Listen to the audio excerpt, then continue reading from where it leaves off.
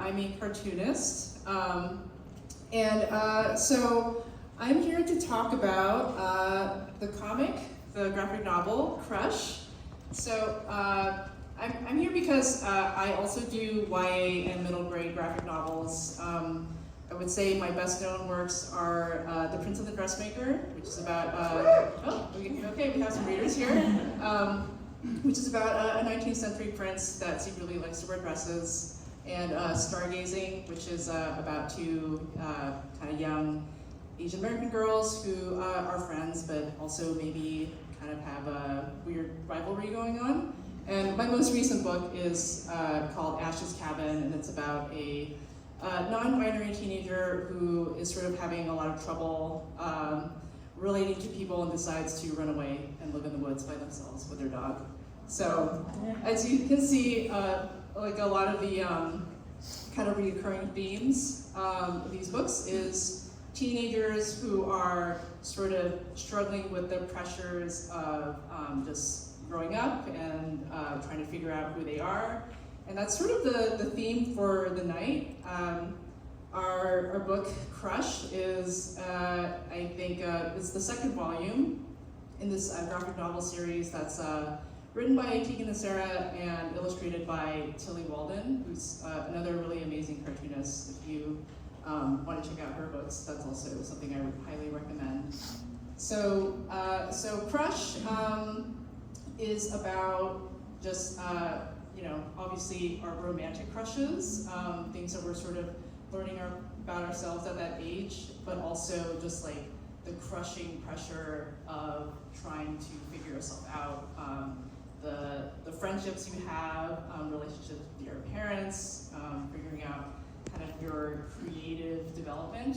All those things are kind of things that happen in the books and that we'll sort of go over tonight with our authors, Tegan and Sara. So, Tegan and Sara, I almost feel like I don't need to introduce them very much because all of you are probably such big fans. Canadian pop duo, have been making music for over 20 years. More recently, they've been doing some writing, so the memoir High School, and which has been turned into a TV series on Freevee, I think. And then there's Junior High and Crush, which we'll be talking about tonight. So I guess welcome to the stage, Tegan and Sara.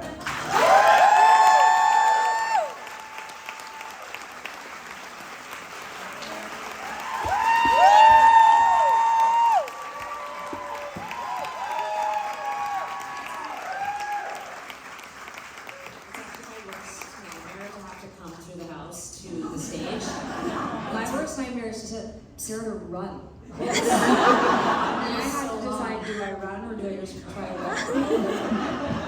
Actually, it's one of the things that when we don't do award shows, I was supposed to say when we do award shows, we don't.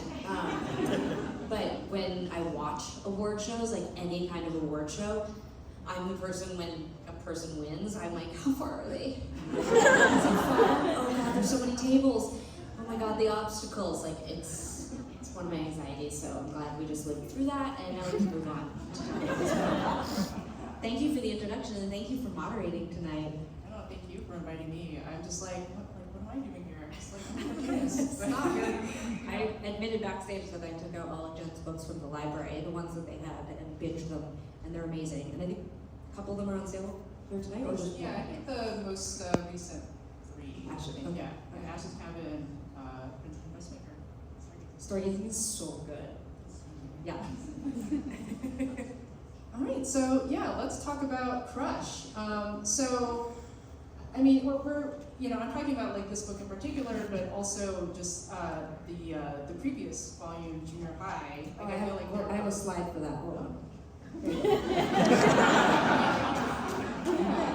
So Junior High and Crush. So they are graphic novels, which is something that's new for you.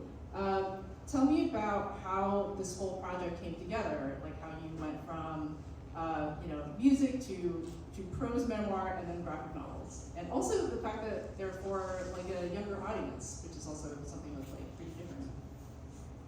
Well, Tegan had this idea, it was about 2017, 2018. She started talking about wanting to do a podcast and sort of branch out into other mediums. We were not bored with music, but just, I think we've been doing music for so long that there's maybe it is boredom, I don't know, but we just sort of started talking about ourselves in the context more like storytellers, like is there a lane for us that isn't just musical? And we have people sort of in our ecosystem who, we're friends with a book publisher or a book agent, and he was like, if you ever want to go out and talk about writing short stories or whatever, like, call me up. And the same thing sort of for podcasts and audio programming. So Tegan had a lot of ideas, and we, through sort of a brainstorming session, came up with the idea of writing our origin story of high school.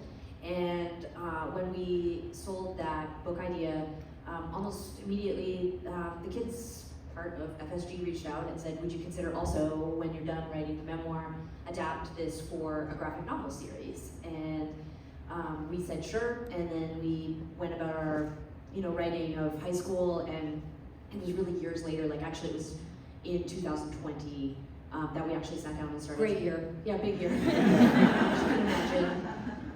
But we sat down and actually started to dig into adapting our story for this, for this specific project. But Tegan has, she always tells a funny bit about how she put together, she's really into PowerPoints, obviously, and she put together, let me know if you need one. Yeah. She put together a PowerPoint presentation for our editors on the kids side and said, okay, so we're gonna finally start digging into writing junior high, and I've just put together a PowerPoint presentation of some real life, here's sort of our social circle, here's some stuff that happened, here's where we sort of see the story going. And it was true to life, our actual junior high story set in the 90s, and really transparent, these are some of the things that we were dealing with. There was some of the fun anecdotes were full out brawls at the mall with other kids that we were in competition with because of whatever sports competitions, whatever. And we were sort of telling these funny anecdotes, and there was sex, there was not sex, we didn't have it, but all the other kids were having sex, and that was alarming. And then that was a quick slide into drugs. And so the editors were immediately oh my God, that is not what this project is. Maybe it's been a number of years, so let's just quickly jump on a call and do a refresher. This is for children. We don't want it to be in the 90s. It was just what we really had to completely, our editors are incredible, and they sent us scripts, and they said, this is generally how a graphic novel is written. You can read these and hopefully learn how to do it, we hope. And yes, we really just started kind of from scratch, and we knew that we were going to have to bring it up to sort of contemporary times, which actually felt in some ways more accessible. What kids are going through today feels more omnipresent because we're immature, and also because we think in the music industry is sort of arrested development.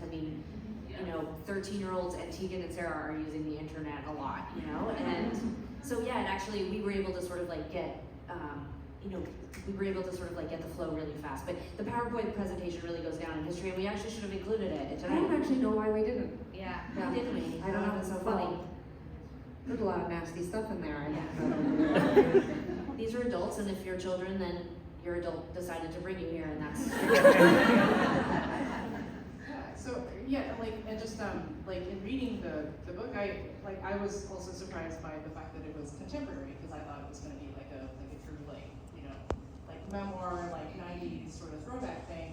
And one thing I kept thinking about was the fact that we kind of came up in a very different time where there was very limited internet, right? And there was still the whole culture around just queer identity was very different, and just in the graphic novels, it's the Tegan and Sara of the novels, they they live in this like just completely different world where you have like lots of different, there's like mainstream queer representation, there's, they're texting, and just like, what was, I don't know, how did it feel to just like have that be your story also? Because it's not like you're writing a book about other teenagers, they're about you, and like how you're going through your experience, but in a different time.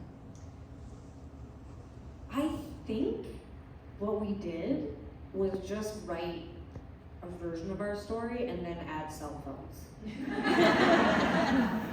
Mostly.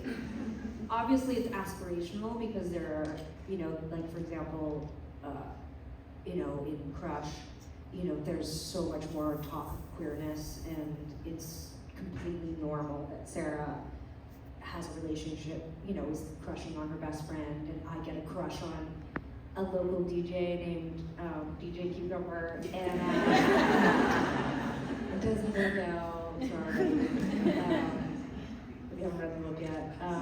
Spoilers. Sorry, spoiler alert. A lot of spoiler alerts, but I hope so the spoilers are tantalizing enough you'll buy the book and read it. But so yeah, I think it's basically mostly what really happened to us, masked and modernized, ton of cell phones, and then it's like got this aspirational sort of, sprinkles on top, I think one of the things we talked a lot about in the last week on the book tour is that, we were born in 1980, so we were in junior high from 92 until 94. And those were years where there was really any representation of queerness. Well, Katie Lang and Cindy Crawford on the cover. Cindy. Sorry. Yeah, right? Sorry, I was like, she's not gay, but I see where you're going. She was gay enough. We're on that cover. But like there was very, very, very It was like I fantasized about Cindy Crawford. yeah, like it just was like we ran into like queer representation, so infrequently. And so I think that part of the desire to do these books was to write not just for a new audience and the next generation, but I think it was probably some catharsis in writing it for ourselves and revisiting it, not unlike with high school, like going back and excavating that time was super important to both of us. And I think in Junior High Crush, we got to explore that too. We got to explore it in a completely fictional way, but I think it's autofiction, and there's so much of ourselves in the book that it still felt really, fun to revisit. I mean, I say fun to revisit that. Junior High itself was hell on earth, but but it didn't feel that way writing the book. It didn't conjure up those same memories. It doesn't have the same. Like when we put out high school, people come up and be like, why on earth would you revisit that time? It's such a horrible time. It wasn't really that horrible of a time for me, sorry. But junior high was, so this did seem completely insane to want to revisit it, but it just didn't feel that way. I think that answers the why we modernized it. It just, we also were told to, but it just felt good to modernize it. Also too, as an exercise,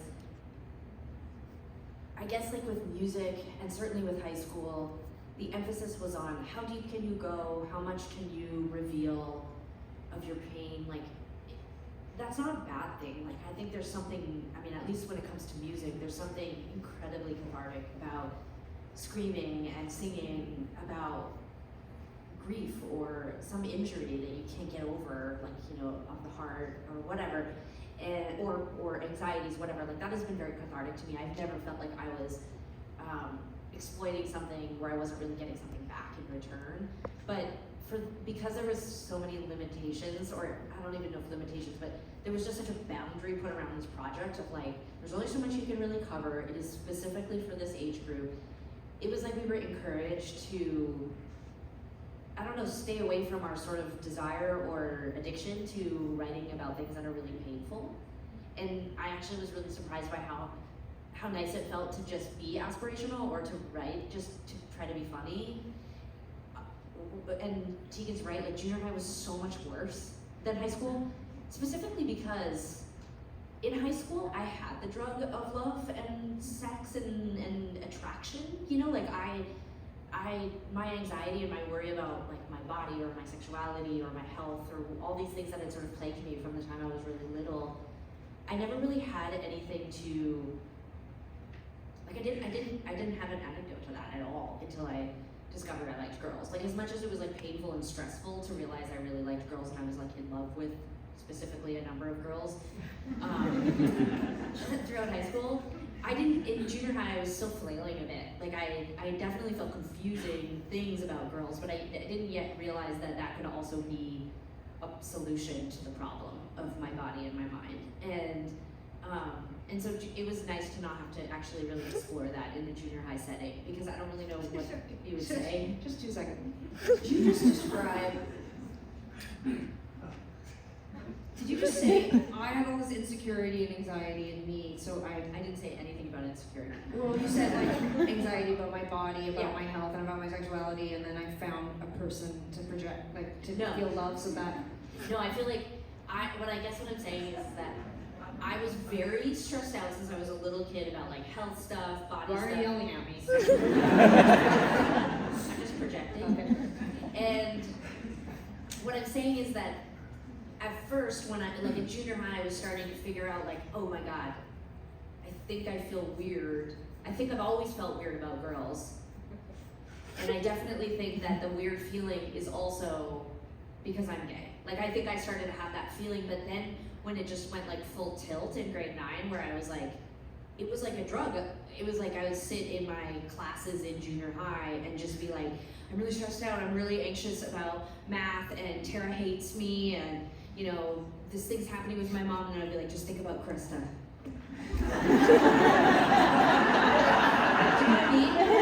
Like, yeah, no, and like I totally suddenly got why like Tara and all the mean girls were talking about Bobby and Justin and whatever, and I was like, oh, they're getting like a hit of something every time they talk about it. And You should use fake names. Well, they wouldn't have known they weren't fake if you hadn't said that. Anyway, the point being that like that's all really hard to cover in this book, so it's not in there. And it's good that you're here because now you know. So. So like you're talking about all these like stories you had, but like were they things that you like kept journals about? Like did you like unearth like kind of like things you were like, oh, like I don't know, like I didn't want to remember this, or No, when I look through our yearbooks for grade 7, 8, 9, which is junior high where we grew up, it's awful, it's terrifying, it's so upsetting. They've been completely defaced. Which by Tara and yeah, it's like just the most awful stuff. One I had to throw away because I'm so afraid that somebody would find it and think I had written some of these things. Like I think that age, that time period is just, it's a despicable, awful, unforgivable time where children should be locked up. Allowed access to the internet. This is a very happy book, and none of So that's the question. I think, I mean, look, a lot of things just came out in writing, which I'm pretty sure people who write for a living would be like, yep, that's how it works. But it was wild. We kind of wrote a choose your own adventure style. So we had a general idea for book 1, but for Crush it was complete. We just were like, I guess we're gonna write the other book. And Sarah would write, 2 or 3 chapters and then send it to me, and I would just read it completely surprised, like just anticipating, like, what are the characters? Who are these people? Who's Night Fever? Who is this person? And then I would just write from there. So it was really fun, very satisfying, very creatively free. And yeah, Sarah would pepper in these like real things.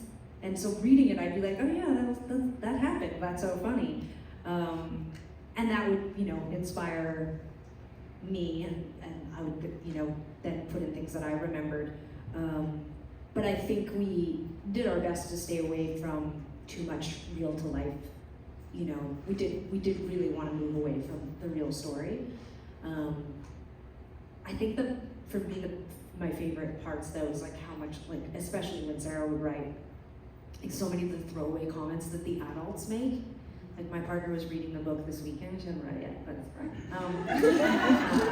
She loved it though. I watched her read the whole thing cover to cover. But her favorite line in the book is when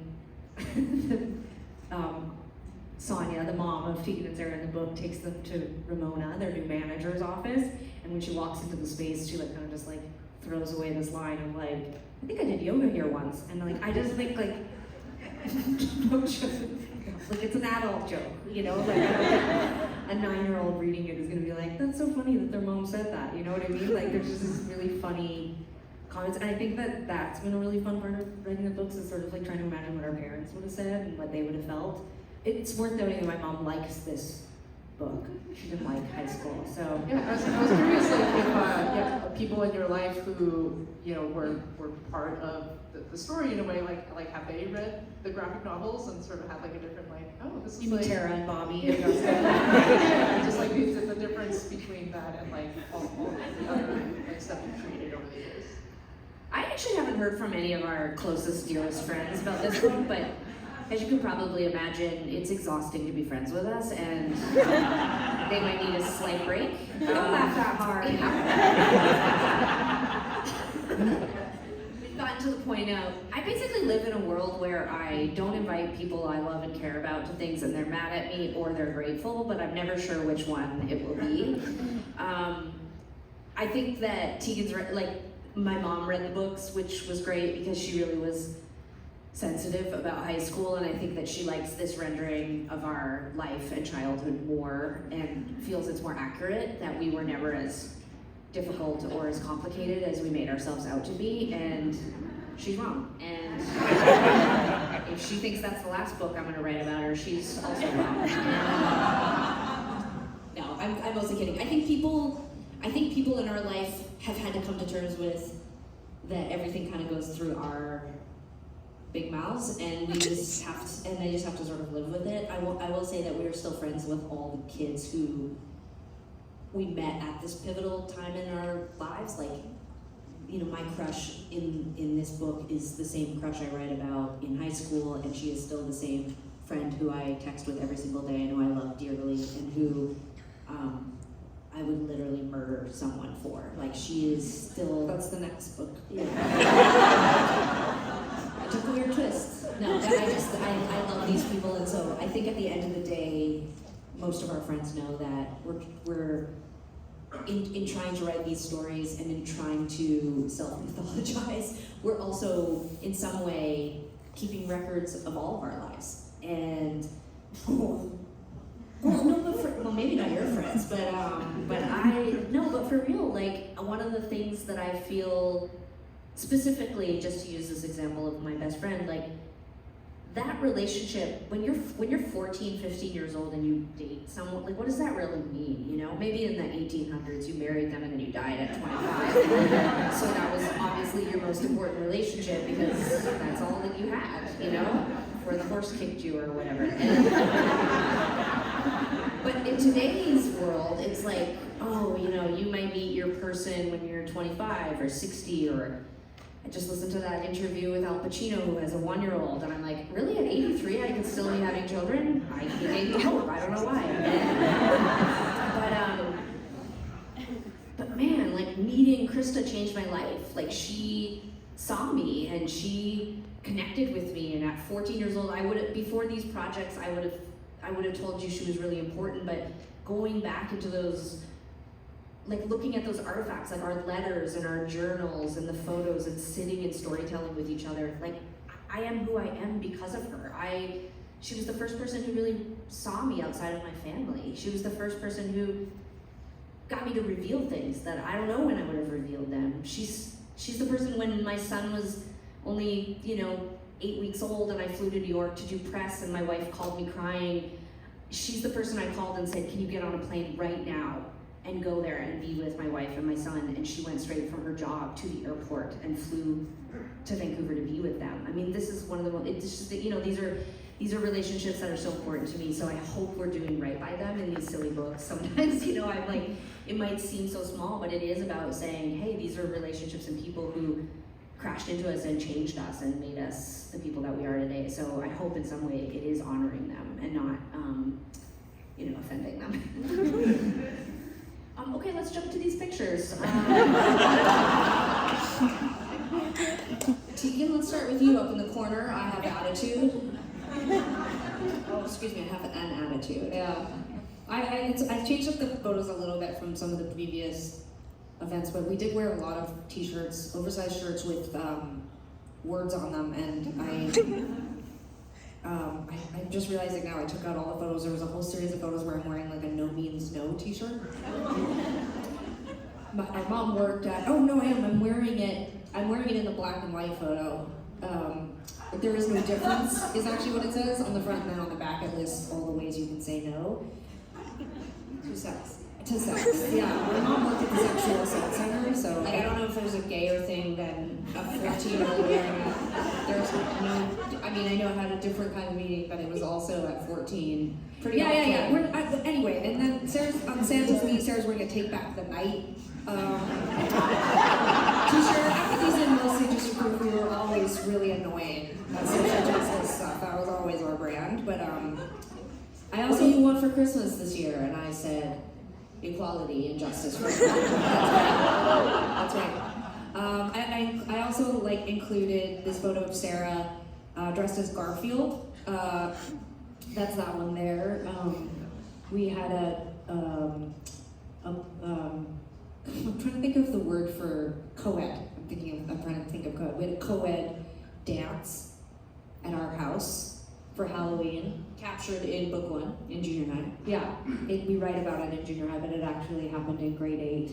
And all the girls came dressed in like, you know, skirts and nurses and those kinds of things. And Sarah dressed as a big furry cat. That's pretty gay. I included Did this. stop my boyfriend that night from constantly trying to Okay. French kiss is what we used to call it. I don't know if kids still call it that, but It's a kid. young people still say French kiss. Yes. Thank you. What else would they say? Who can keep up with kids today? Let's you know. Okay. I included this photo of us in these pajamas because my mom insists that we were sweet and nice, but you can see in all the other photos we look like just complete assholes. Like we were just like right on the verge of flipping out and driving my mom crazy, but she did force us to wear these pajamas. And then above it, the black and white photo, this is a photo from our yearbook. And you can see like in the writing that someone has written ha ha ha and an arrow. Like that's the nicest offensive thing that was in it. I had no idea what this photo was. Sarah pointed it out, that this was a club. You know, in the yearbook, they get all the people in the clubs together, yearbook club and leadership club and soccer and football. This is the twins. No figure it out. Yeah, these are all the twins. There's two of them as a club. Yeah, it's not a club, but like, You know what I'm saying, is they put all the groups together or whatever, and this was, it seems absurd to me that they brought the twins together, but here we are. and I've taken to saying 3 of these guys Tegan dated, so it's really a different kind of club. Like I say, no I didn't. I dated one of each set of twins, and then I dated one of their younger brothers. So okay. Move past that. This is the part where we force you to act. Yeah, let's do it. Are you feel excited for this? Okay, it's part of taking the moderator gig. We're like, we'll let you talk about your amazing, beautiful art, but also you're gonna have to act. Yeah. So we're gonna read from a chapter in Crush called No More Drama. I'm gonna give you a little bit of background, just in case you haven't read the book or junior high. In the book, Tegan's best friend is named Noah, and at the end of book 1, Noah chooses the mean girls over Tegan. So book 2 opens with Tegan having had a very lonely summer because her best friend and her are not speaking. And this is the scene, it's the first time you see Tegan and her best friend reunited. And Sara, her best friend, who she has a crush on, went away to summer camp and kind of ghosted her all summer. So Crush opens with Sara sort of feeling anxious about, is this relationship still a relationship? So this is Sara also reuniting with her best friend. So we need 2 people from the audience to come up and read. Sarah's going to choose the 2 people, and then you'll come up, we'll give you a mic and a script. Okay, Okay, is anyone brave enough? We'll pick one right here. Okay, yeah, you right here, waving nervously. Yeah. Okay, and then yeah, right here. Yeah, you, yeah. Brian, I keep telling you no, you can't play my girlfriend.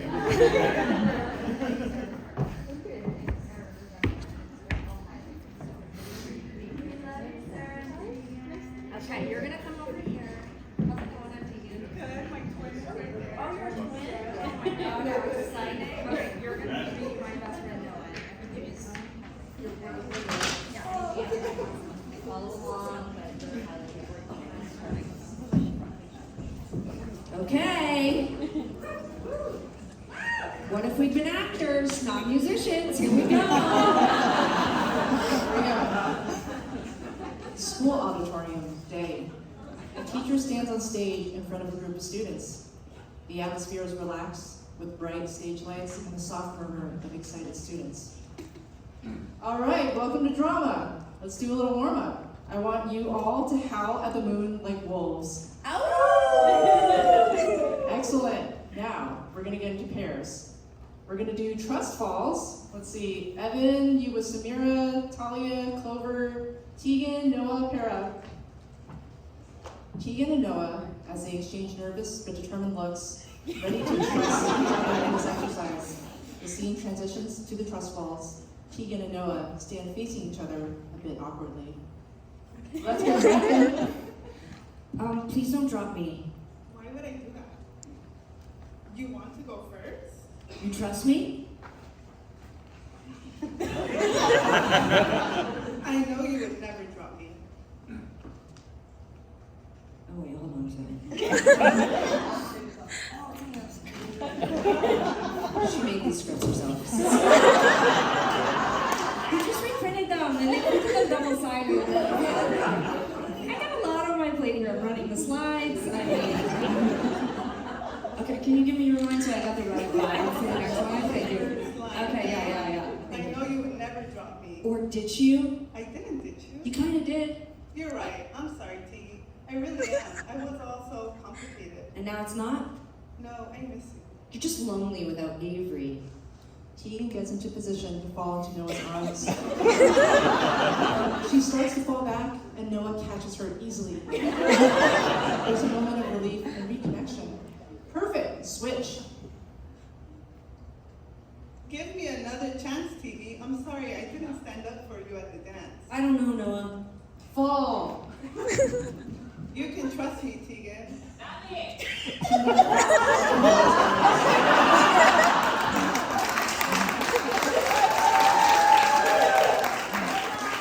Sara, sitting with Roshini in the hallway, leaning against lockers. They're talking, and the atmosphere is relaxed.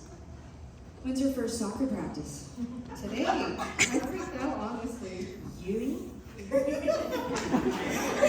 doing great, Roshini. You? Soccer star? He'll do great, I know it. Oh, you're sweet, Sarah. My legs feel out of practice. Your legs are perfect.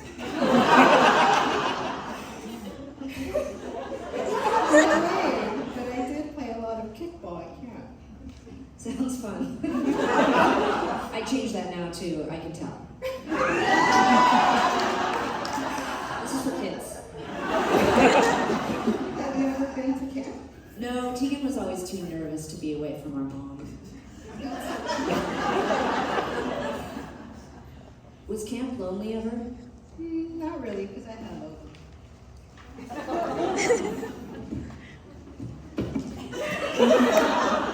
Is she your best friend? She's my camp best friend. Oh, okay, cool. She's so funny. Sarah's cell phone buzzes. What's up? It's nothing. Tegan and Noah are sitting together. Tegan's cell phone buzzes. Tegan pulls out her cell phone and looks at it.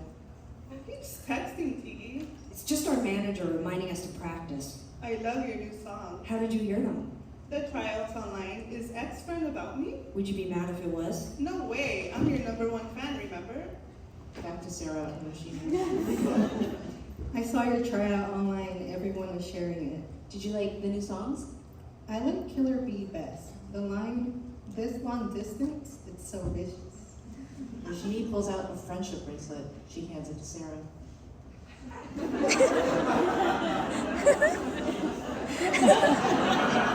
I made this bracelet for you at camp. I thought about you all summer. I thought about you too. They look at each other googly-eyed, smiling. Big round of applause.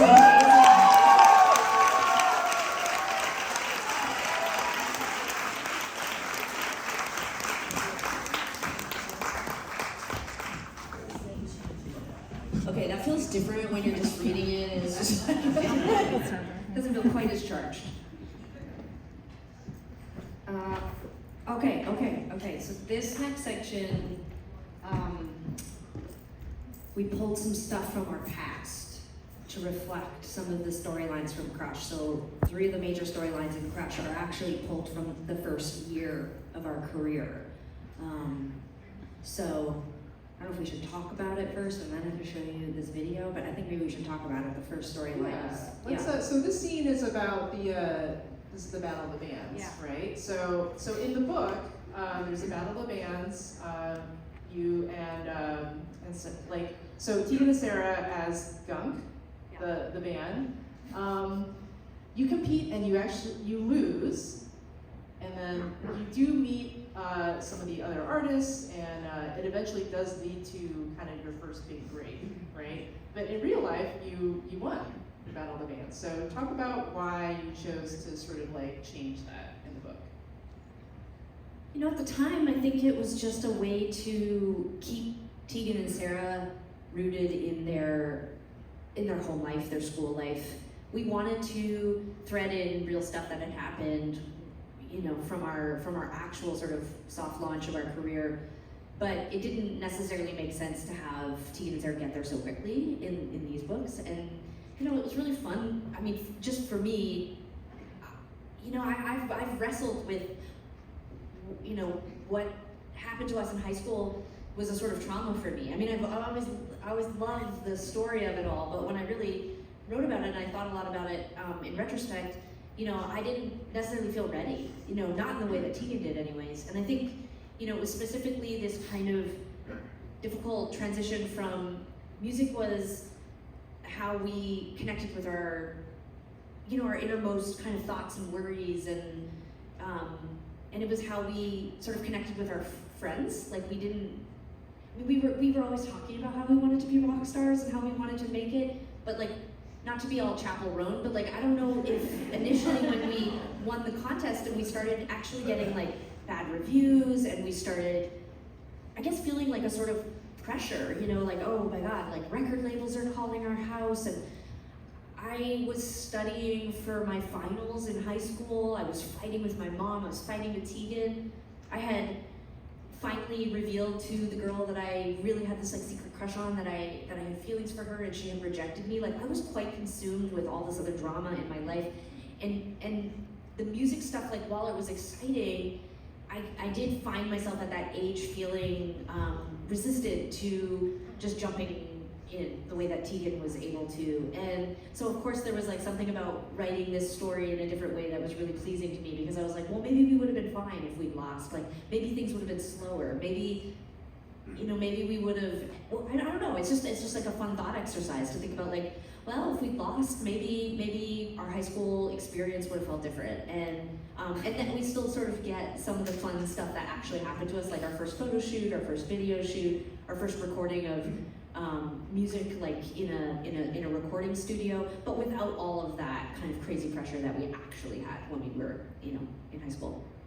And I feel like it doesn't matter if we won or lost, because this is who I was at 17. This is a week after we win the contest. It's springtime in high schools in Calgary, and thoughts are starting to turn toward final exams, graduation, and summer jobs. But for 17-year-old twins, Sara and Tegan Quinn, their thoughts are starting to turn toward a career in music.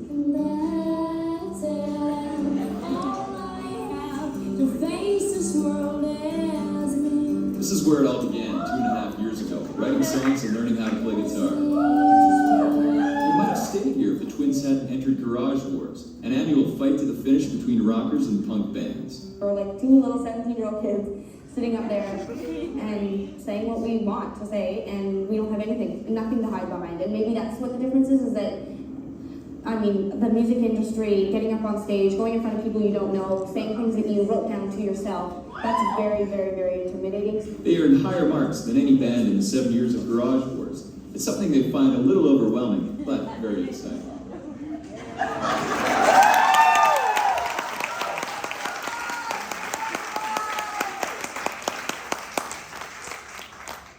So I guess, is there anything else you wanted to add? Clearly. Like, what am I even saying there? But the confidence. I feel like that's, I don't know, like that's such a, like, just like like a true expression, you know, like you're at that point where you don't have all these like other things that you're not, you don't know what could be bad about this, right? Yeah. You don't know yet, and so you're just purely like, this is who I am, this is how I feel, and this is my art.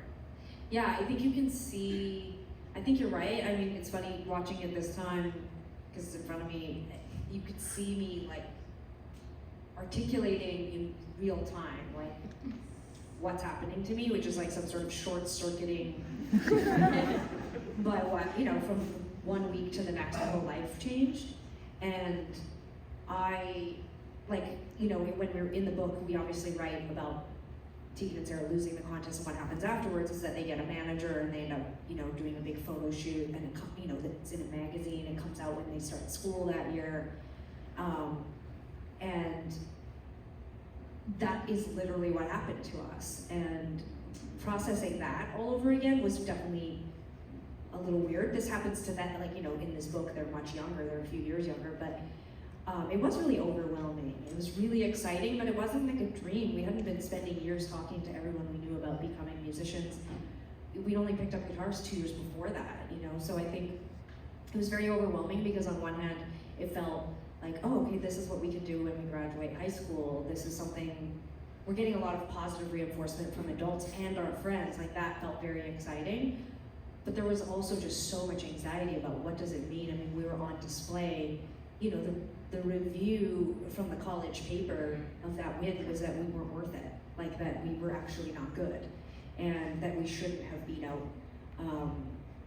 other people. Anyone who saw the high school tour, we read the review, it's in high school, you know, they basically said that it was our Beatle-maniacal fans that had brainwashed the judges, which is, I think, a very nice compliment. But all of this happened, you know, within a couple months of us winning the contest, and we were still in high school. And I'm sure for a lot of people, they were like, what the hell is going on? And we just did an event with my mom, and I asked her, you know, what was her perspective? Like, what did she think? We're doing photo shoots in the backyard and in every paper. And, you know, she said, I thought it was really exciting. We were really overwhelmed, but we were very excited for you. And she was like, everybody said that you were good, and we were just really excited. And that was literally the processing we did at the time. Like, now, anyone here who knows us knows that we would need like months of processing and reprocessing and talking about it again and again and again, but we didn't talk about anything that we were feeling, you know? And I think that's why these books were so cathartic in a way, because we are processing some of these really big firsts that happened to us that we just had no one to talk about it with at the time. We didn't know any other musicians, there was no social media, there was nowhere for us to look. Like, now the industry is modeled to us through social media. You can watch a band go from no one to the biggest band in the world, and you can look at their social media and you can watch the whole thing. You can also learn everything about them, how many animals they have, what their partner looks like, who their best friends are, how they put on their makeup, like, you know, how they make penne. Like, we just know so much. We didn't know anything. It was like adult men were calling our house being like, come and do a photo shoot and we'll put you in this magazine. Come to Vancouver and play this show. You know, I want to be your agent and put you on tour. And we're just like, okay. And we just didn't talk about it. Such a weird thing. So in the book, the parents are so integral, especially the mom is like coaching young Tegan and Sara through all of this, but that didn't happen. Which is not a diss on my mom. I mean, she was 39 years old. She's 5 years younger than I am right now, with 2 18-year-olds who are all of a sudden, like, what the hell did she know? I do think that there's something interesting about How much of this felt hard to talk about with people through the media, but also just even to our friends and family for a long time. And one of the things, good or bad, this thing that Tegan's talking about, like, you know, the fact that all of us are sort of living our lives online now, and that we all have social media, and we sort of see, like, going viral can mean, like, I don't know, dressing your hamster up and doing a lip sync or whatever, and suddenly you're on the news or whatever, and you're the most popular thing in the world. That's something you just saw, but this is gonna sound strange, but like, I think more than ever, because of the shared language that we all have around the internet and around what happens to people when they're being observed and they are part of an algorithm, and their work, their value, both personal and professional, are being sort of subjected to this kind of scrutiny all the time, and the algorithm all the time. Suddenly I actually feel like we have a lot more in common. Our story doesn't feel so strange, you know, and I definitely feel like the stuff that we were grappling with back then was harder to, it's just harder. We weren't saying like, oh no mom, I feel so stressed out by social media. That's not what we were saying. I was laying in bed for a week because of that review Tegan's talking about, and my mom was like get over it, the paper's already in everybody's recycling bin. Like, it wasn't anywhere, it wasn't an artifact that people could go back to, you know? It was literally at the bottom of the hamster cage, you know? Well, I think you bring up a good point too, like in the book they shoot a music video, you know? When we shot our first music video, no one's getting a music video, you know? Like, this was huge, it was a huge deal, but it was also like, I remember there were artists in the scene who were mad at us for getting a record deal. We're like, they don't deserve it. And then there's other people who are like, you made a music video, you're gonna be famous now. And it's like, it probably got played twice at midnight. You know what I mean? Like, what people imagined was happening to us versus what was really happening to us, like that disconnect, that was our first taste of that, where everyone just thought, oh, you're rich and famous now. And it was like, no, we're on a Greyhound bus overnight playing to 20 people a night. Just because we made a music video doesn't mean anything. Now though, we've all made a music video because most of us have probably made a TikTok. You can like shoot your own music Yeah, video. like we're so used to that now, but like when we were doing it, it was like, I mean, I remember being in a sports store, how sometimes they like, there was like a point in the early 2000s where like every store was playing music videos. And I just remember we were in some sports store in a mall on tour, and someone pointed at me, and I was like, looked behind me, and Sarah was gone. She'd scattered. And we were on the screen, you know, and this woman walked over with her daughter, and she was like, who are you? Are you famous? Should I care? But that happened all the time. People would like approach us on the street and be really excited. One person out of a billion would know who we were, but other people would come and be like, should I care about who you are? Like, what is happening here, you know? And now it's so normal. Like, now we're all sat next to someone who filmed their eating their entire meal the other day. And like, I feel like it must be just so much more, just the fact that you're also teenagers at the time, and like people are looking at you. It's Yeah. like the worst time for anyone to like look at you, because I want to be completely invisible when I was that age, you know? And now you're just like, you're out there, and people can like see you and comment on you and Have an opinion, yeah. Well, also, most artists, I mean, it's changed a lot lately because it feels like the average artist now, when they become popular, are so young. But you know, most artists when we were coming up were, you know, in their early 20s. You know, they had teams, right? They had media training, they had labels, they had publicists, they had people helping them get dressed. Not us.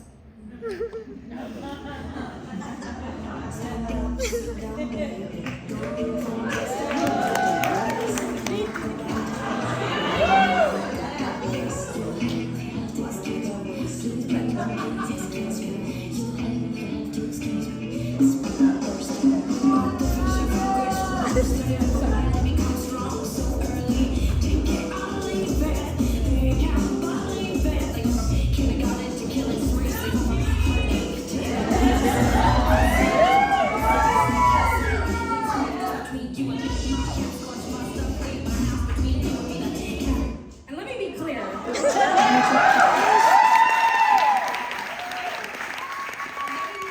don't look at that and I'm not mad at it anymore. You know, you hit a certain age.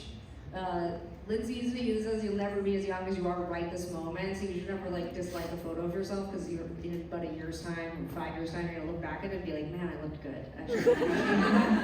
I look at a music video like that and I just see like we were babies, you know, we were so young, we were so nervous, we were so excited to make a music video. It was a full crew, I mean, there's probably 30 people there, you know.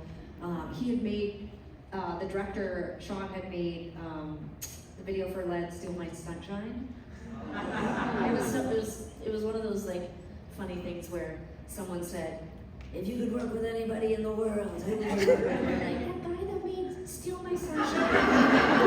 So we're like, holy shit, like we were He's a doing lovely it. guy. He's a lovely guy, and we just thought that Amazing. we might have, it seemed so out of reach, and he just was like, oh yeah, sure.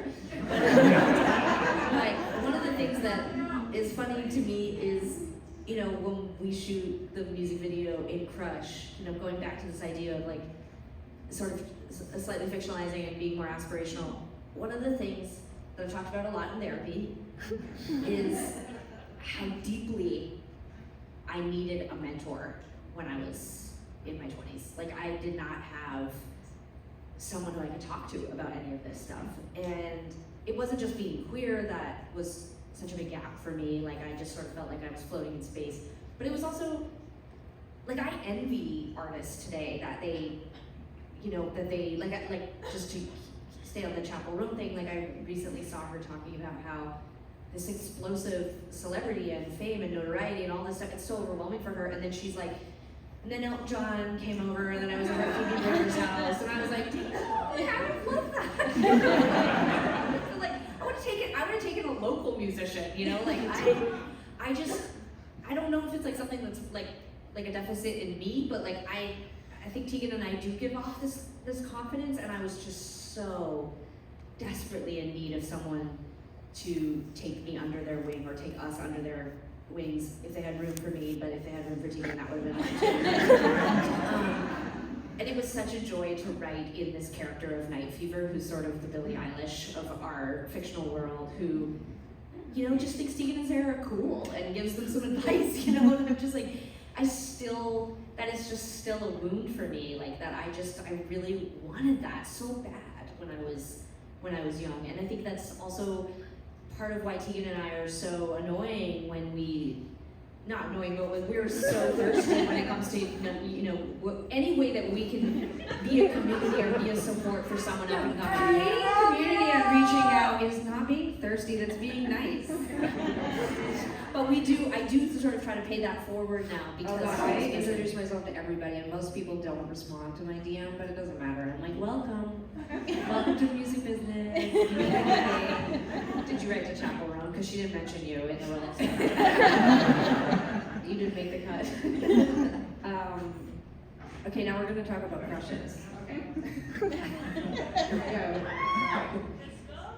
go. You said it in your intro, but the book isn't just about romantic crushes, but we thought we'd start there, Yeah. if that's okay. Yes. You are in charge.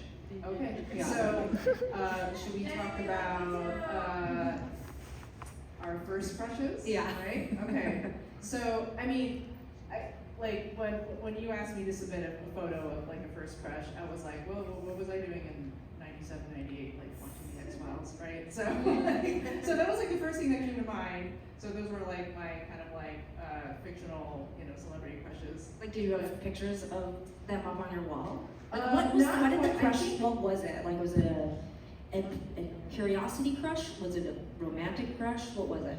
I think it was just like, I think, I think I was just like into the idea of like this kind of almost like model of a relationship that was kind of like an ideal, right? It's like they were sort of like equals, and they were both like weird, and like they were like chasing aliens. So I think that was like kind of maybe what I was drawn to.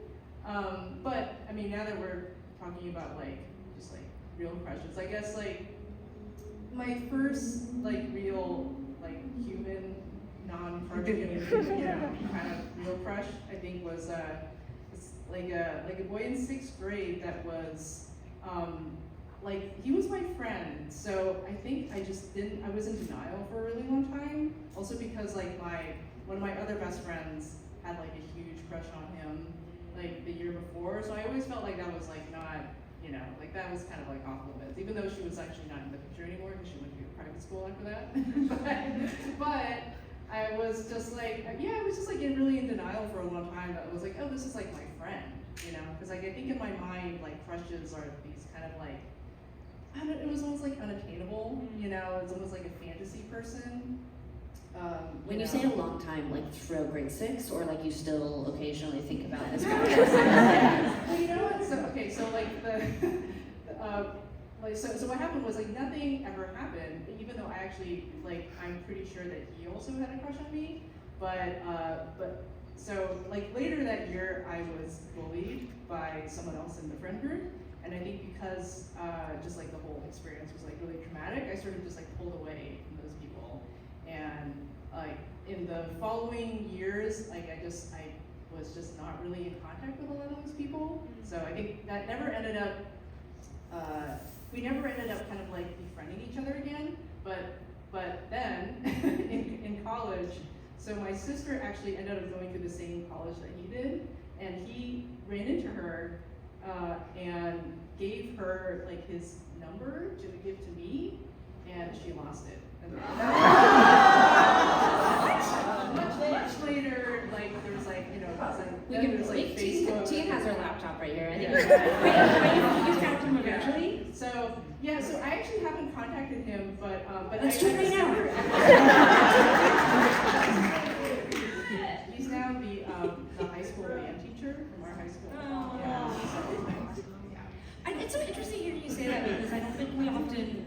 I mean, it sounds like you actually really did have a crush, but it's so interesting because in Crush we write equally, I think, about just like crushing on your friends as like a thing. You know, it doesn't have to be sexual. I mean, that's such a big thing, especially I think as a queer person, you're always worried that everybody thinks you have a crush on them, which in my case is true, but I don't think that's a gay thing, you know. But no, but like you can meet a friend and just have like a crazy friend crush on them, and like, you know, kind of move through that. And it's funny because it's like, I think as you were saying that, like popping into my head were like boys that I had like crushes on, but like it wasn't.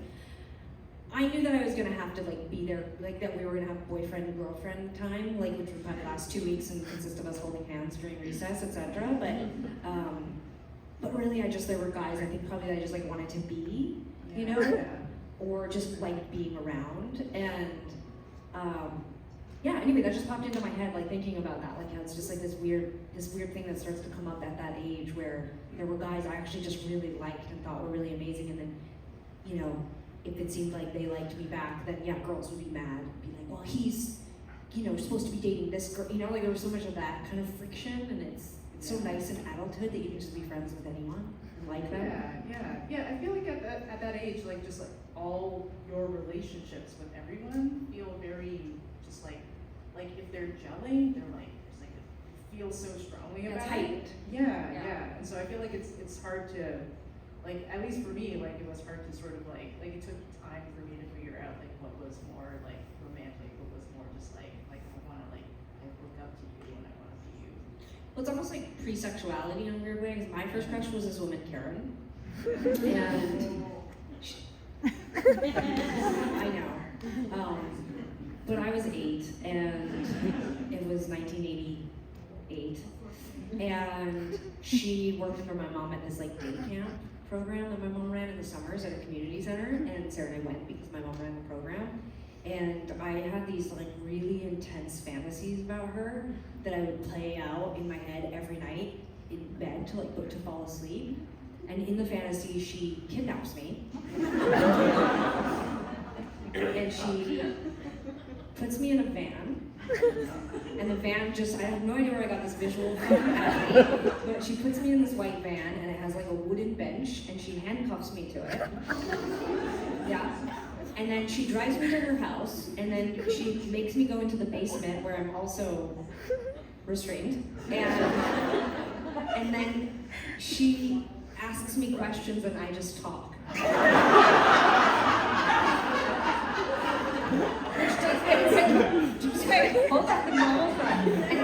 she just listens without interrupting me. What do you think about that? Awesome? Sarah? When I was in elementary school, before pre-romantic crushes, when I understood all of these feelings, there was this that's not the time to switch to that. I had 2 distracting, consuming things. One, similar to Tegan, was purely in my mind, which clearly is based somewhat on the plot of that movie Toy Soldiers. Which is about a bunch of kids in boarding school who get held hostage. It's complicated and doesn't age well. But anyway, I had this thing that I would think about. It was in grade 3 also, and there was some kind of situation at the elementary school, and the girl that I kind of had weird feelings for that I didn't know how to put into context, like I didn't understand, I just really thought about her a lot. I would push her up through those, you know, those roof tiles that just you push them up and then you just, I would get her up there, and then we would crawl through the ceiling, and we would hide in the ceiling, and we would just crawl to safety. And I would think about that all the time. It's interesting that our affection for women was so wound up in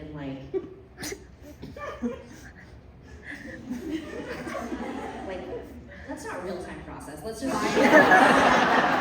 share it, and let's only share fully articulated thoughts that we thought about. And it's more than one time.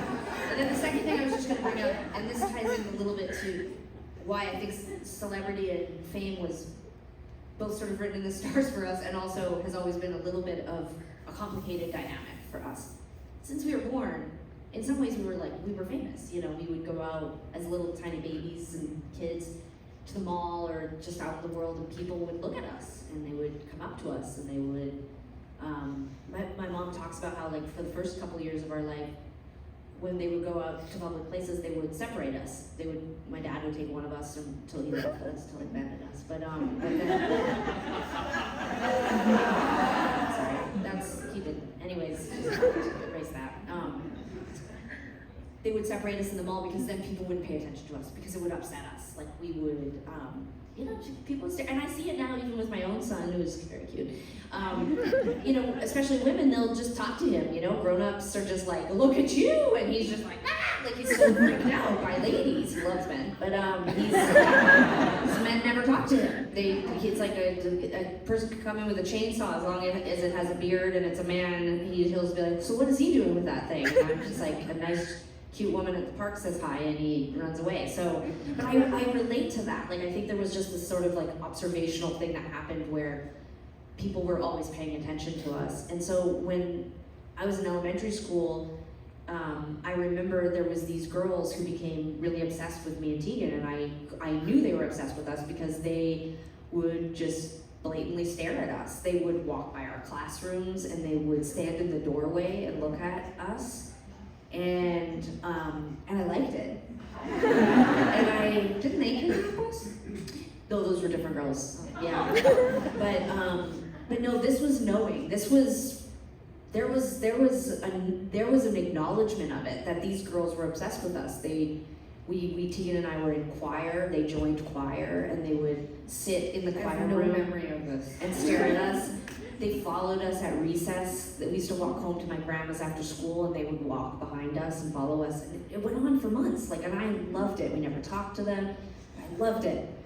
And at some point, I worked up the nerve, and we started talking. And one of the girls said, "Yeah, we just figured out you're girls. We thought you were boys this whole time."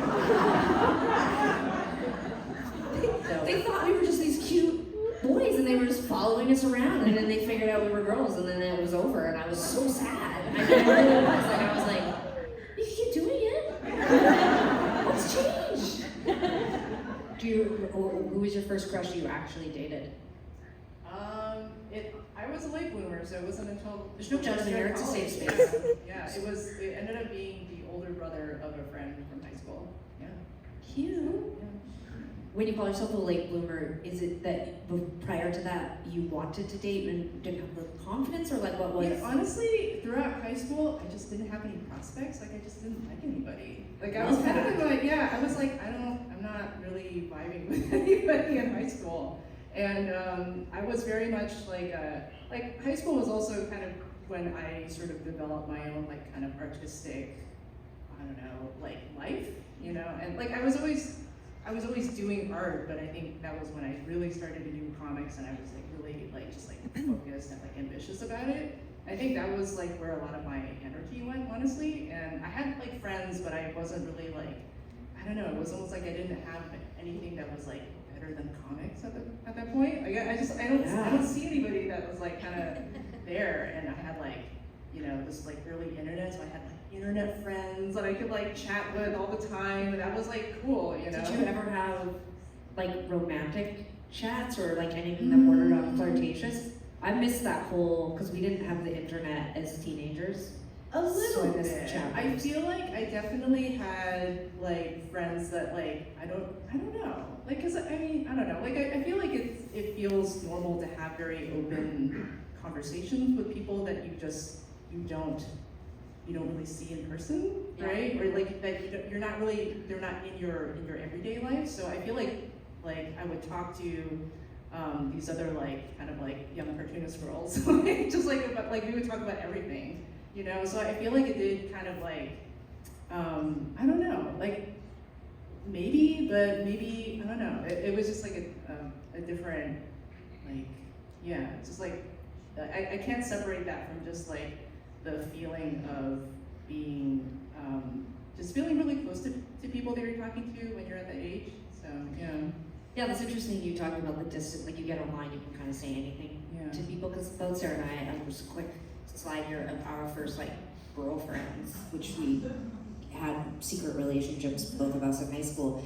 They went to a different high school, and I think that, I don't want to project on Sarah, but I know for myself, that felt safe to me. Like I think that, you know, we would write in a journal and give it back and forth to each other on the weekends. And like, I think it was like a really good dip my toes in, you know, kind of situation, because I wasn't afraid of getting caught because I wasn't around them all the time. They wouldn't like see me being giggly and whatever. Like, It's like you could have like kind of a secret life almost.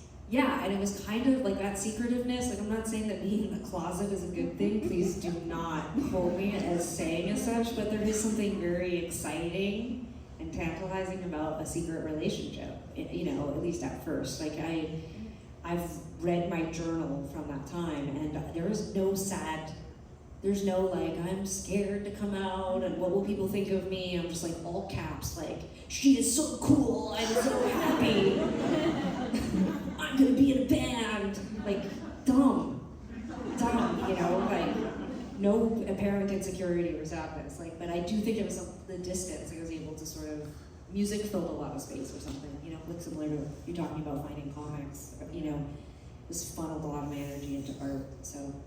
We also, I think, to some degree recognized, while it was not, I'm similar to Tegan, I am in no way advocating for Tegan and Sara, tell people to go back in the closet, it's more fun. I mean, honestly, for the older people, I mean, don't you miss it?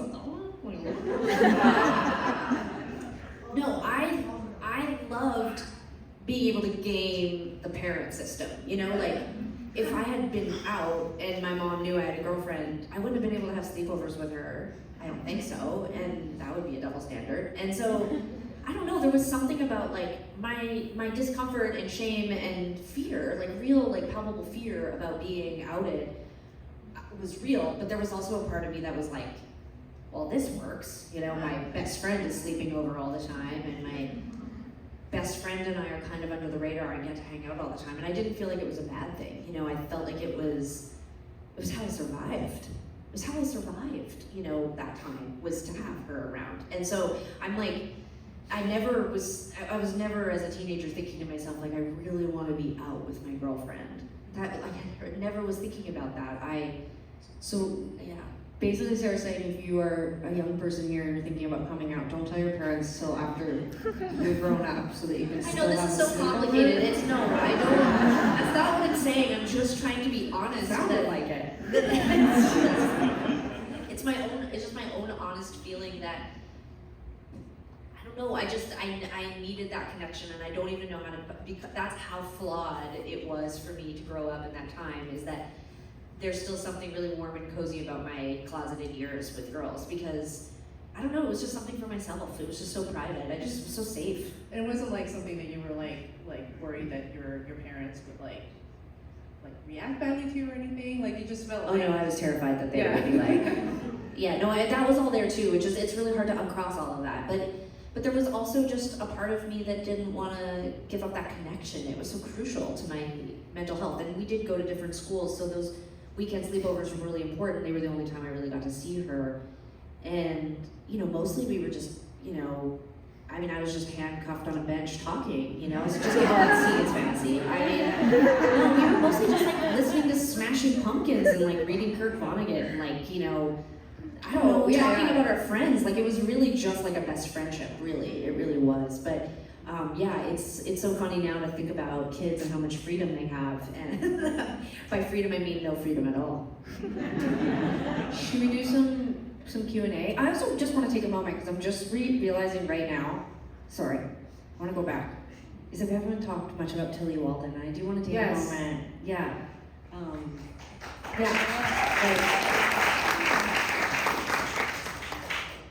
Just when I saw this page in particular, you know, these interstitials were Tilly's way of injecting the books with feelings and emotions, because Sarah and I kind of omitted them, which is, we'll tell you everything about what we think about something, but rarely be able to find the feeling in our body. And Tilly was like incredible at like really transforming some of these crucial moments in the young Tegan and Sara's lives in these pages, I think.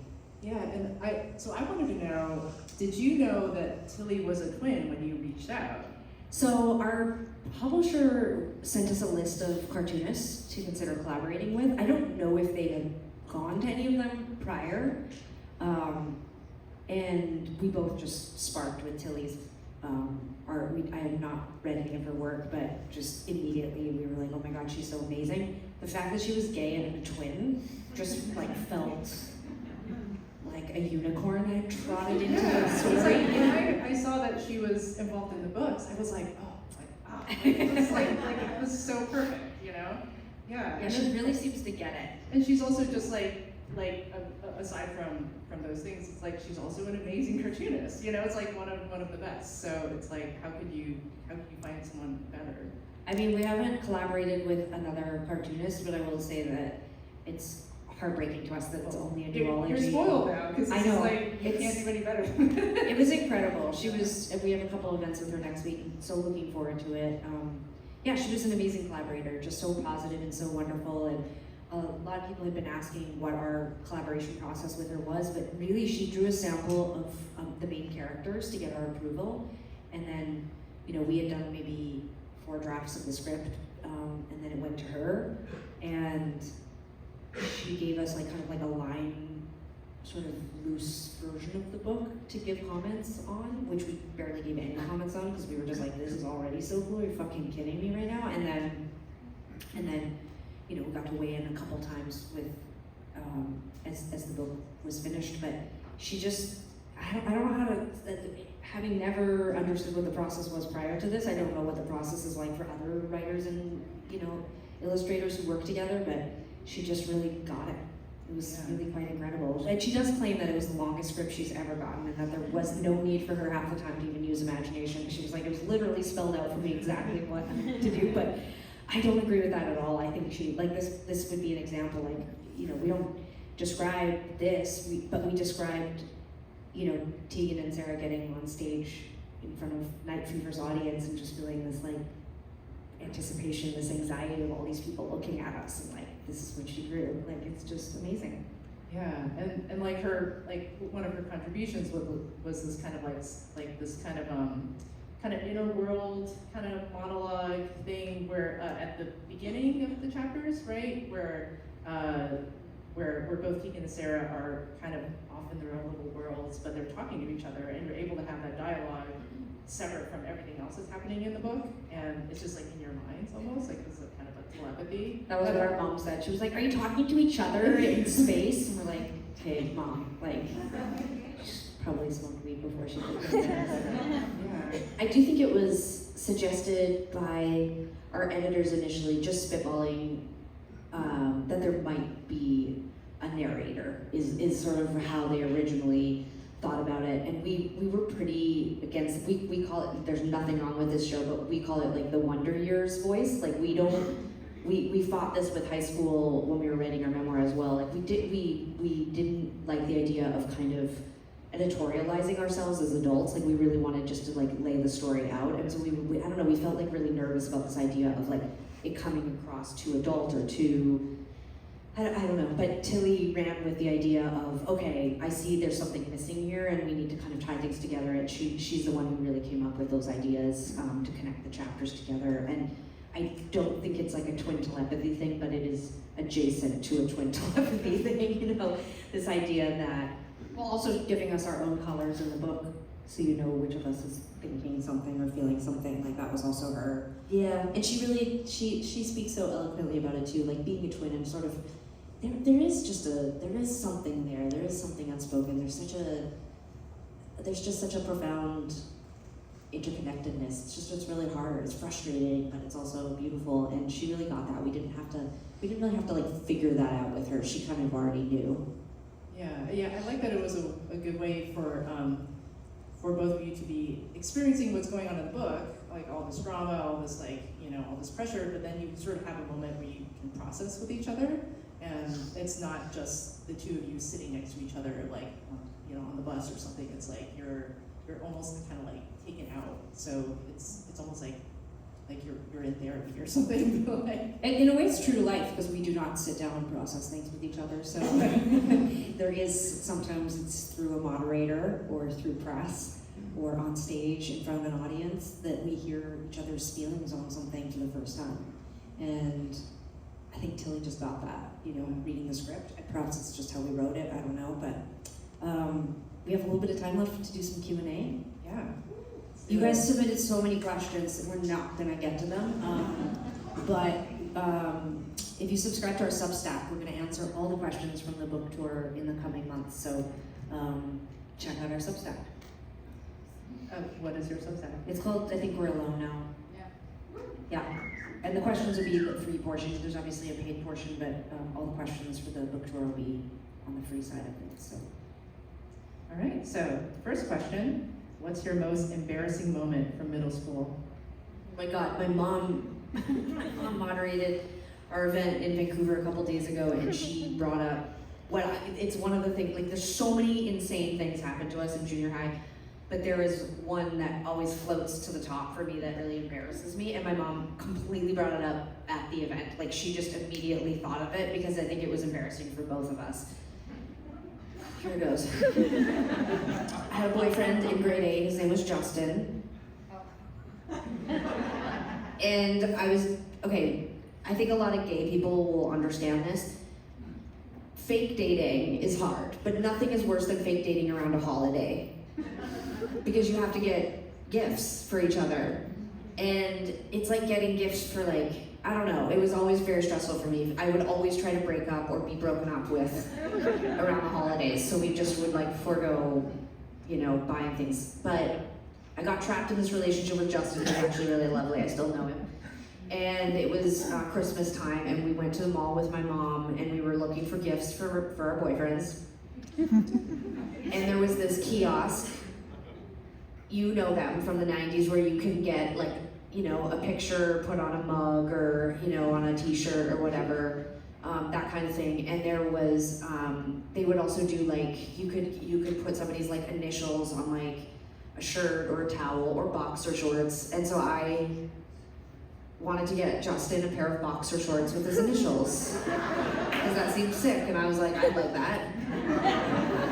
And my mom flipped out and she said, you cannot get your 14-year-old boyfriend boxer shorts with his initials stitched onto them at the mall. And I was like, why not? They're cool. And she was like, because they're underwear, Sarah. Like, you can't get underwear for your boyfriend. And I just was like I felt like a boy, So I was like, no, it's like cool. Like, I would like these. Like, I would like it if he got me a pair of boxer shorts with my initials on them. And my mom, of course, was thinking about it like a straight woman was thinking about it, and I just wasn't. And the more we debated, the more embarrassing it became, because it went unsaid, but I know what was being said, which is, these are the underclothings that cover his naked body, so you can't get them for him because you're 14. So that was it. That's the one that stands out. That one's fine. I think it's like a 2. I have a 10. Mom and I are still. I know you're not processing it. It's fine. But what we didn't talk about, and I remembered after the event, is that my most embarrassing memory from junior high is: do you remember the band Criss Cross? Yeah. They're famous for wearing their clothes backwards. Our school, I'm sure schools still do this, but they have theme days. They had a crisscross day and told everybody like they would play crisscross songs in between every period, and everyone should show up to school wearing their clothes backwards. And I showed up. Sarah did not. We walked to school together, and she's like, "I think this is a mistake." And I was like, "No, it's not." I was wearing basically this exact outfit but backwards, and walked into the school, and nobody else was. I was I was in 7th grade, so clearly none of my 7th graders did it because they knew to get them beat up. And the 8th and 9th graders were too cool to do it, so I was literally the only person. And there was this set of girls that were so cool, they were 9th grade, they were the first girls I saw like wore Doc Martens or whatever, and they called me crisscross for that year. I was only dressed like that on the premises for like 3 minutes. It also probably has a lot to do with the fact that we hadn't yet found a cool, relevant style, so you were probably wearing that like crushed velour button-up shirt that grandma had given us. Absolutely, I was not And cool. like not exactly baggy, but not exactly tight jeans. Like you didn't look, your clothes weren't cool enough to pull off crisscross. Like it wasn't just that you had your clothes on backwards. It was like it just highlighted how unfashionable they were. I think if a young person were to assign a hashtag for me in junior high, it would be tragic. Hashtag tragic. Because like for one show, I put in a photo of me in grade 8. The entire year I had, do you know the band Offspring? Dexter Holland, who was the lead singer, he had his hair braided with yarn in it. So he was my favorite artist, and so I spent the entire year with these braids, and then I would wear long johns with huge men's boxer shorts over top of them, like awful. Like I had like horrific acne, just a constant scowl on my face, and like my mom tells this story about coming in 9th grade. We did a sit-in. They were the school administration had told everybody they couldn't wear baggy clothes anymore because someone had stolen a VCR in their jeans. Which to me, come on, that's what jeans are back. Yeah. So they were like, nobody can wear baggy jeans anymore. We were like more outraged about it than anything on the planet. Like it was like climate change, forget about it. And we were going off about it, and my mom said, "Well, why don't you protest?" And we were like, "We're gonna do a walkout." And I was like, "Do not walk out, but like you could do a sit-in." So you could all sit in front of the principal's office after school, sign a petition, whatever. And my mom tells this story about picking us up. Like, you know, she comes towards the school, like sees through the glass, like all of us sitting, you know, has this moment of pride, and sees me like there with my boyfriend, who was like arguably the most popular boy. He was like a hockey player, and like why he was dating, I have no idea. Complicated like situation there. I was like dressed like Dexter Holland. And she said she saw me from across the room, and she was like, you know, you were very miserable at this age. You know, you were very hormonal and had really bad skin, and like was really insecure about my body, and just like was miserable, you know, just like a tough age for me.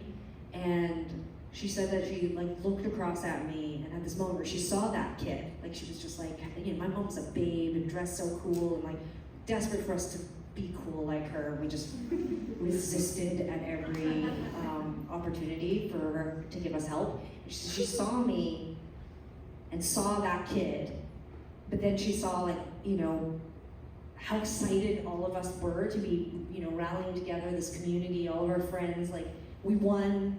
They said we could wear our huge jeans, you know, like, and she just was kind of like, well, had this moment where she witnessed this whole thing, and she was like, oh, she's gonna be fine, you know.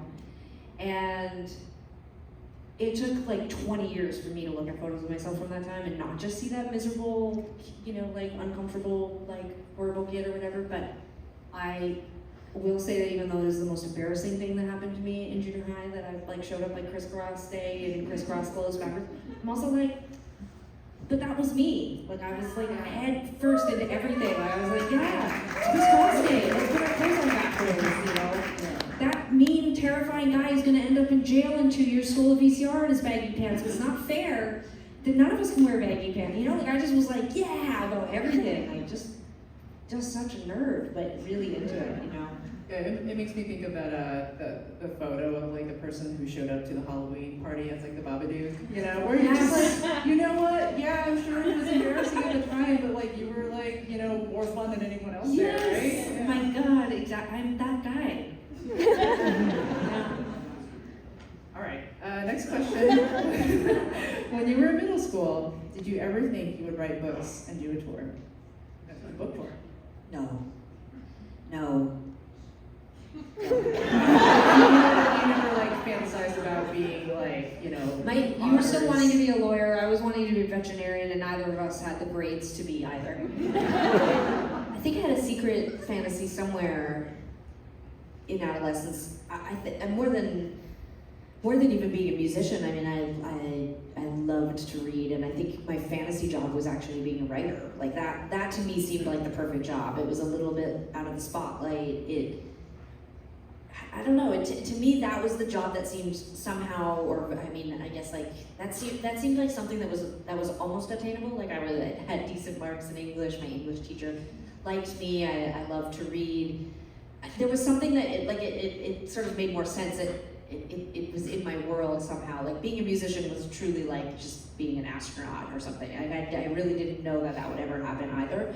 But I remember just saying like I want to be a lawyer or I want to be a social worker because that was what you said.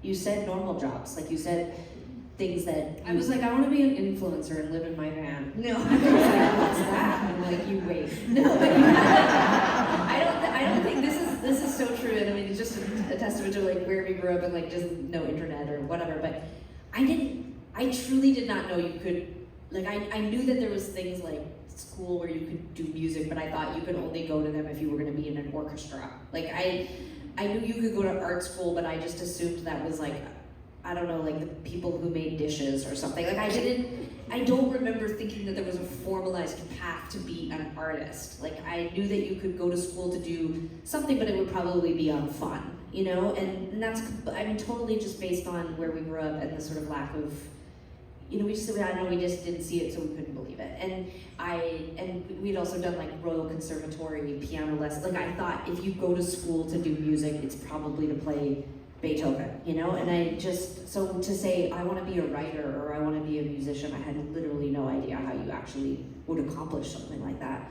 So the fact that Tegan was so ambitious and just, it's like she willed it, you know? And she just would constantly say, oh, I'm gonna be a rock star, we're gonna be in a band, and then it just happened. Like we didn't like research it or like ask around, or she just said it so many times. I didn't just say it, I spray painted on the side of the 7-Eleven by our She did. She carved it. I remember her and her best friend in grade 9, we hadn't even started the band, and she was like, I'm in a band, and then she, sorry about the kids that are here, she like literally took a safety pin and carved it into her leg. She was literally manifesting it, our destiny.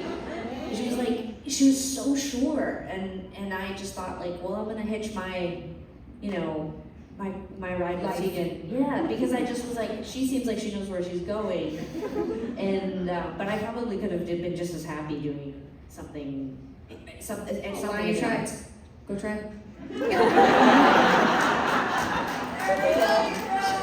I mean, I think that's why we felt confident to try something else, you know, because I think that at some point I was like, well, we didn't really know how to be musicians, maybe we can try to be writers too, you know, to the chagrin of all the real What else should we writers. pretend we know? What else should we pretend to know how to do? I don't know. Sometimes you keep mentioning that you want to maybe get into farming, so, well, maybe Tegan will be a farmer soon. I don't know. Failing upwards. Right. Who were your first celebrity crushes? We like sort of like talk through that. Female and or male. How old were you when you liked the X-Files people?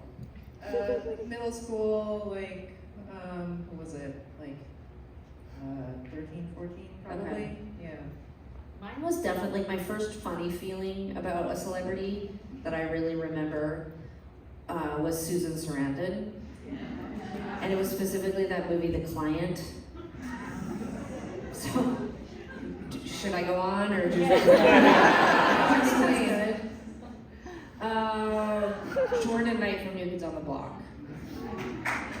Thank you. I think that's probably, yeah, like first musician. I mean, Yeah, it was like 7 or 8, I think. Yeah, like were they? I guess like Sarah, did you have like kind of musician crushes like kind of early on? I liked Joey McIntyre from the New Kids on the Block, but that was a crush in that when I would listen to Joey sing Please Don't Go Girl, I felt weird. But it was because I wanted to be Joey singing to a girl who did not want to go. Like I was crushed out on the girl, not Joey. You know what I mean? Yeah. So it's like when I think about crushes now in that context, I'm like, I didn't see Joey and go like, ooh, I did, I pretended.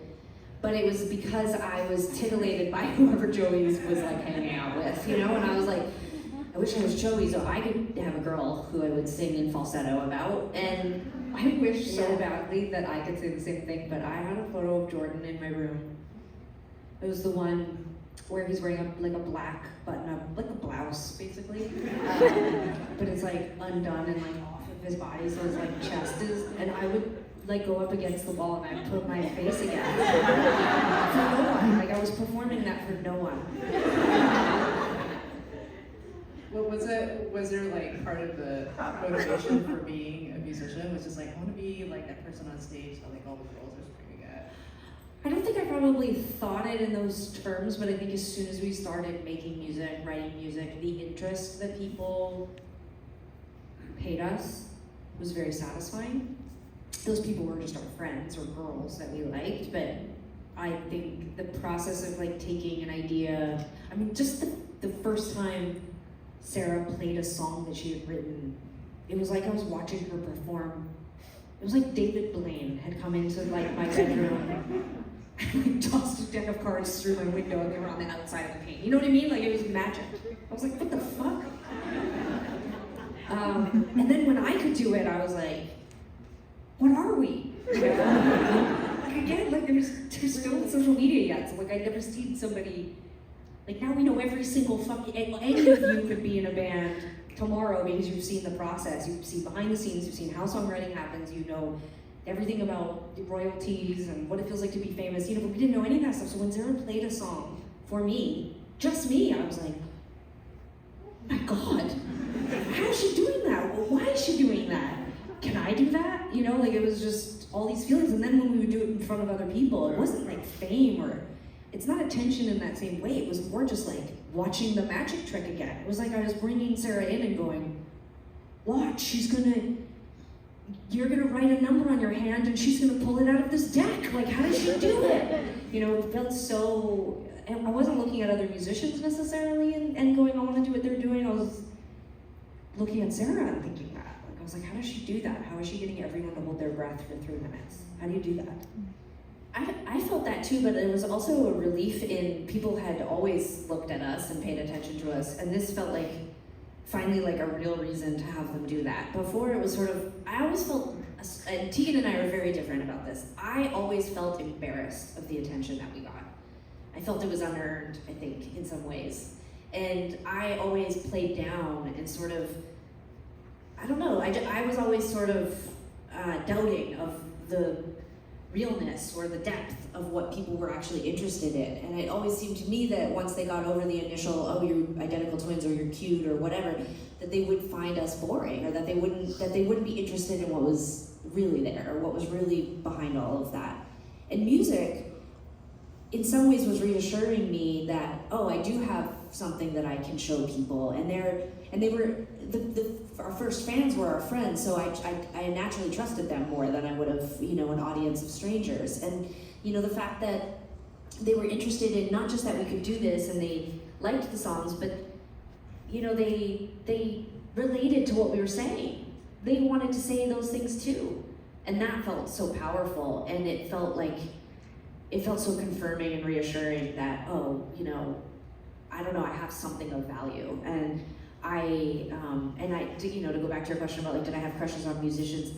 Musicians all seemed old to me, like, which is really upsetting to me now because now I'm old. So, but I did not look at the musicians that I loved, like, you know, Smashing Pumpkins or Nirvana or whatever, Courtney Love.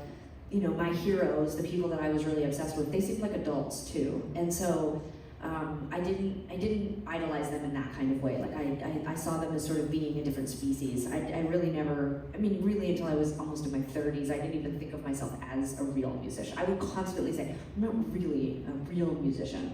I'm super annoying. I know, but it felt real because it just seemed to me that while Tegan might have thought we were David Blaine, I just thought we were people who looked up a trick on YouTube and got really good at it, Yeah, but there was no YouTube. That's the fucking magic. Now it's like I can't stay with this whole David Blaine thing. I just always felt like I wasn't real, so. Thank you so much for having this incredibly long conversation in this insanely hot room while I wear this very, very oversized, very warm vest and somehow stayed conscious. Your books are amazing. Thank you. I hope everybody will go check them out because 3 of them are here tonight. I want to take a moment and say again, thank you so much to Tilly Walden for doing this book, and thanks to all of you for coming out to hang out with us.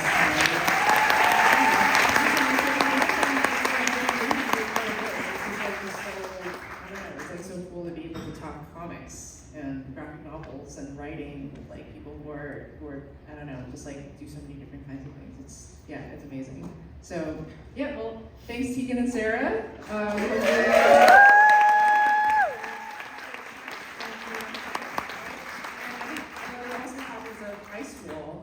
Available. Yeah, I think all the books are here. If you haven't gotten into the graphic novels, I think you'll like them no matter how old you are, but you can also buy them for a preteen in your life. And I will ask where the 3 of us are going to exit out this side. If you could stay seated, don't do anything weird. We're gonna go past the then you can all leave. But it's been an absolute pleasure. Thank you so much for being here. Thank you.